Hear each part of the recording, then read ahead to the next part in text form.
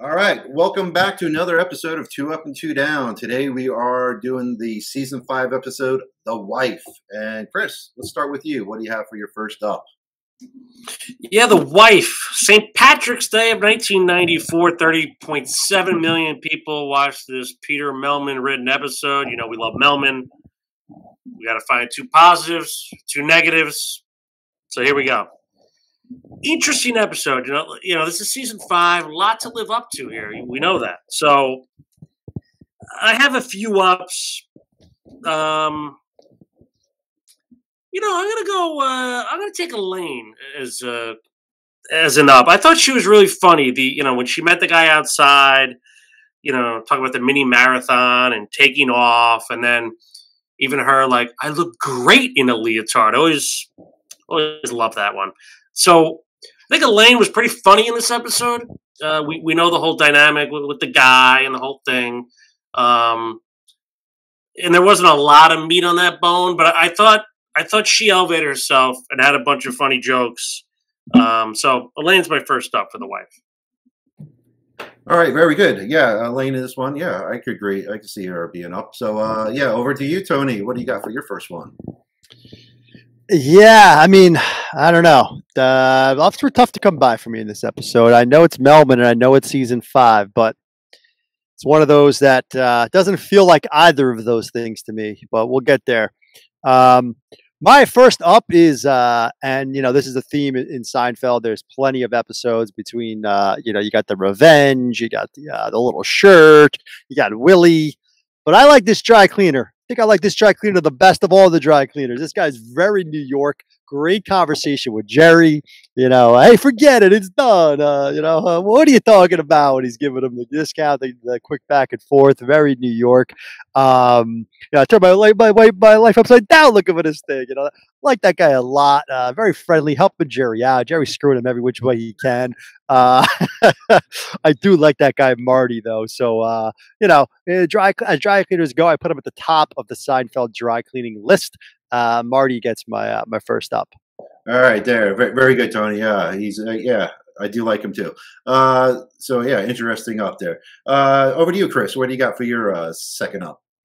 That's a hell of an up because I had it too. I had these kind of just small little ups, if you will.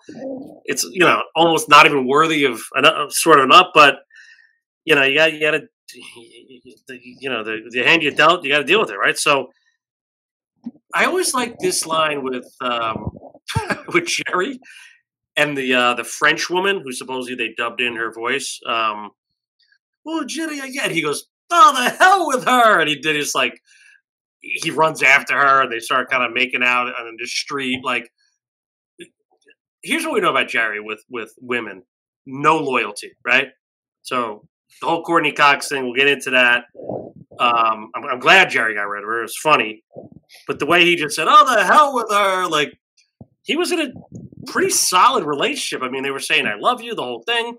And for him to just do a 180 and go with this chick because of lingerie and the beautiful French accent. Classic Jerry. For me, is that my second up? First up. Whatever it is an up. All right, yeah. You had Elaine as your first up, and now you get the scene with Paula here as your second up. So, Tony, what do you have for your second up? Yeah, it's an interesting one. I can get either way with that woman. I mean, granted, I can go one way with it for sure, but I mean, as far as ups and everything else, it was interesting.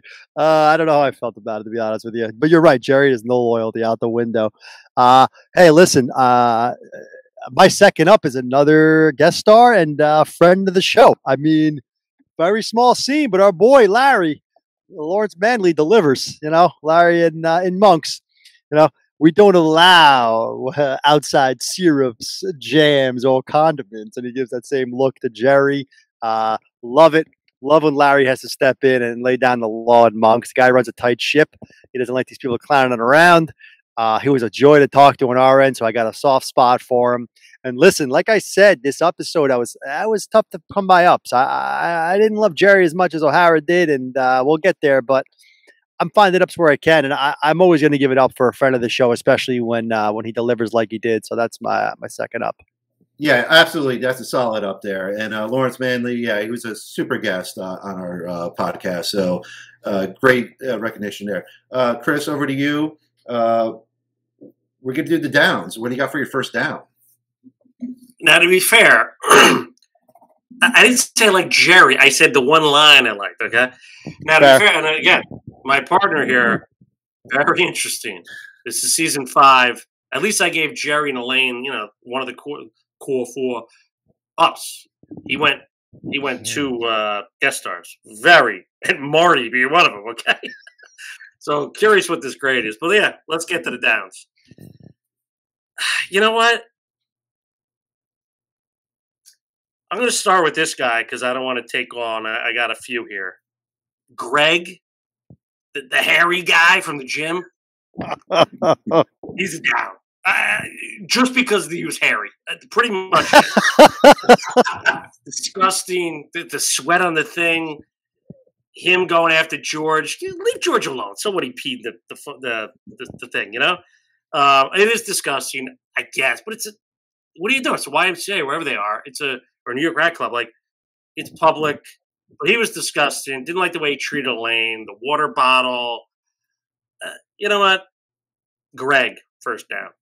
All right. Yeah, I agree with you. You look more like George Animal Steel than anything else. So, all right. Tony, over to you. What do you got for your first down? I totally agree. That was a big down for me. That guy was weird as hell. Outside talking to Elaine at the beginning, he was odd. The leg machine thing, didn't understand that at all. The hair, the whole thing. I hated that guy. Hated him. Happy to have him on the show. Hated him. My first down, though, and listen, man, you've been hearing me on this episode. I'm going to continue this track. We don't see George Costanza for the first 7 minutes of this episode. I had to look. I'm watching this thing. Where's George? Where's George? Where's George? Finally shows up at the Jerry's apartment to talk about the peeing thing. Over 7 minutes in. This is not a strong George episode. Obviously, the pipeline's an all-timer. But other than that, he takes a back seat. Just a lot of the same argument. It's not a great George. He gives us the pipeline, but there's not enough of him for season 5, especially. This is a non-peak George episode. A lot of yelling at Elaine. I just don't love it. I think we didn't have enough. I have to imagine Jason Alexander was livid that they kept him out of this episode for so long. He's usually the first person you see on screen right away. You get George. We didn't get George for 7 minutes. I mean, where is he? Melman, what are we doing? That's my first down. All right, Tony. Yeah, your down is that you wanted more George, and they didn't deliver to you early on enough for him. All right, Chris, over to you. What's your second down? Completely agree. Look at my partner, like bringing up minutes. That's something I would do here. But I did like George in the whole blue sweatsuit. You got to give him that. And yeah, I agree. Like him not meeting Elaine outside, like because he peed. I don't get it. But anyway, I'm going to go, you went George. I'm going to go Kramer.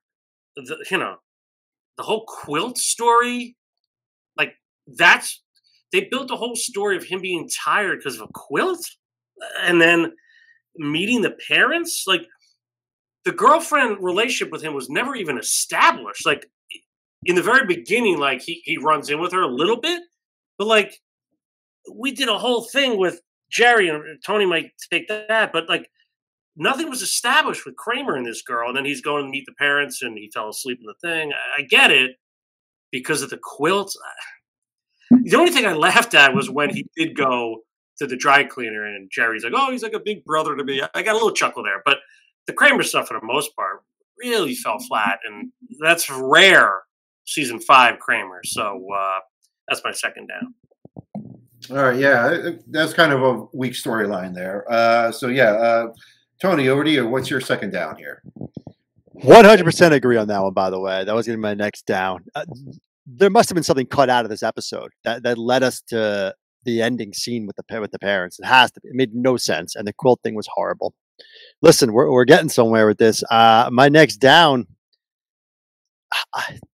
the bulk of the episode. I mean, the fake wife stuff, especially at the end with the fight, and it just carried on. And Jerry's like, I want a divorce. And they just played it all the way to the end with the, we'll always have our pancakes. That's not a good line. I'm sorry. What are we doing here? What are we doing here? This episode just falls. It just doesn't sit well with me on so many levels. I already gave George a down. O'Hara just gave Kramer a down. Now I'm giving Jerry a down, folks. This is season 5 Melman we're talking about. It's scaring me. This episode, especially on a rewatch, this episode never felt right to me. Very disjointed. And the through line with Jerry and Courtney Cox. Courtney Cox plays it up a lot. Beginning, it's kind of cute. It's kind of funny. But then they just carry it out all the way to the end. And it ends with me with the, the we always have our pancakes. That really did it for me. It just feels like Courtney Cox she's not acting enough. She's like laughing. She's in it. She's in the joke. There's something about it I don't love. She plays it up too much. So maybe it's a Courtney Cox down as well. But either way, it's Jerry and the fake marriage. That's my second down. Thank you guys for your two ups and two downs. So Chris, back to you. Let's do the grades and your final thoughts. Tony made a lot of good points. He's tough on Melman. You get in the ring with us. That's what happens. He's tough on Melman. He mentioned a lot of downs, but there's a lot of good ups here. This is season 5, but he's right. I call this a fine episode, but something's missing, right? Just as a Seinfeld fan, Manley was great. Marty was great. Even Uncle Leo's pretty good. I loved when he said, "I remember your V's were a perfect triangle." Yeah, right? Yeah. Good line. Yeah.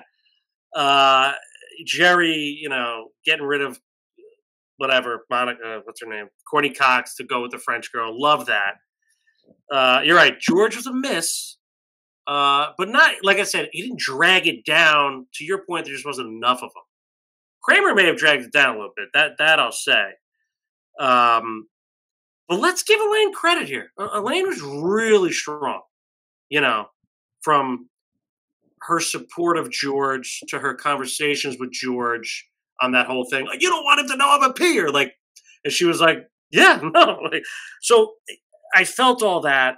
But yeah, when Jerry's the main story, which he was, something's not right. So I have 2 grades here. Season 5, I hate to do this. But I have to be fair. I'm an analyst first. The wife is a C+. Whoa. It's now here. Listen, am I turning C+ off? No, I think there's enough there. I love Manley, Morty, Uncle Leo. But when I'm grading it in season 5, it doesn't feel like season 5. So C+ for the wife. I see your point there, because when I think of season 5, the wife doesn't come as one of the first episodes to pop into my mind. So yeah, I do get it. It could be, a little forgotten out of the season. So Tony, over to you. What do you got for your grade? Listen, I'm shocked he went that low, but I have to say he's spot on with all his analysis. I thought even with all that, he was still going to keep it above a C level. I mean, C+ is obviously higher. But listen, we're tough but fair here, and even on our favorites like Melman. This is the worst season 5 episode. We can both agree on that. It sounds like it doesn't even belong in season 5. It like you said, it's way off. It's not a season 5 episode. We don't get George for the first 7 minutes, like I mentioned. To O'Hara's point, Elaine does deliver. My wife has in her ear infections, one of my favorite lines of all time by Kramer. It's all pipes is an all-timer by George. O'Hara mentioned the George blue sweatsuit. Love the blue sweatsuit. I like Uncle Leo as well. That was one of my ups. I didn't say it, but the V, yeah, there's a lot here, right? But it's not a great episode. We have to be fair here. It's disjointed. The Kramer stuff makes no sense. It never did. It might be one of Kramer's worst episodes, to be honest with you. It just doesn't. The quilt thing, then the tan with the woman, never added up for me. As O'Hara mentioned, Jerry carried it, and Jerry didn't. I didn't like the Jerry storyline, so that's that as well. I got the same grade. I just thought I was going to be a little higher than O'Hara. I thought maybe he was going to land on a B-. I didn't think he'd go that low, but he did, and so did I. I mean, it's a C+ episode. It's a little above average. I probably won't turn it off. It's still Melman. It's still season 5, but listen, it's not the finest. It's definitely the worst season 5 episode there is by far. And we have to have. I put like a 79. It's I had a high. B minus. I had a B minus written down. I almost went B minus. You actually know what swayed me a little bit. You know what I always wonder, NBC, we talk about that influence a lot. I wonder if they kind of forced Courtney Cox on this. Maybe that's why it didn't feel organic. 'Cause you mentioned that a lot. I wonder if they forced her because Friends was coming the following year, potentially. Yeah, it just seemed like 4 stories that didn't match. Something got cut with Kramer for sure. I'm sure, but I don't know if we talked to Melman about it. We probably did. I'll have to go back and watch. But yeah, I mean, it wasn't that great of an episode. We got to be fair. All right. Well, thank you guys. That's C+ from the both of you. So you're in agreement there. And we hope that everybody enjoyed this episode and let us know what you think about your own thoughts on The Wife. So thanks, guys. We'll see everybody on the next one.